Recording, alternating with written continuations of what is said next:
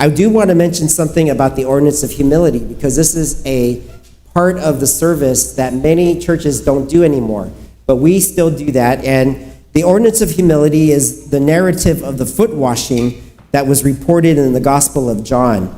And that whole story is an integral part of the Last Supper. Jesus rose from supper and he laid aside his garments. He took a towel and he girded himself.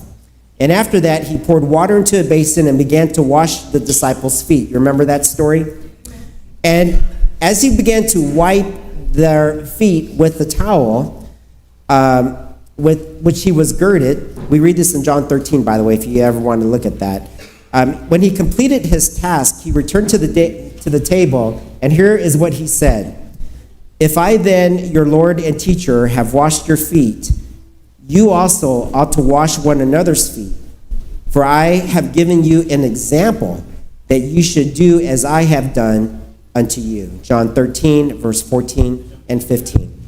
This act of humility, the ordinance of foot washing, is so important. Why? Because it reminds you of your baptism. When you gave your life to Jesus in baptism, you were washed. If you remember the sanctuary, after the sacrifice, the priest would wash in the basin. The ordinance of humility is a new covenant that Jesus established to remind us of the sacrifice that he made for us, and that we all have to still continue our purification process. So we do the foot washing. It is absolutely, absolutely important in our communion service. We do not do one without the other.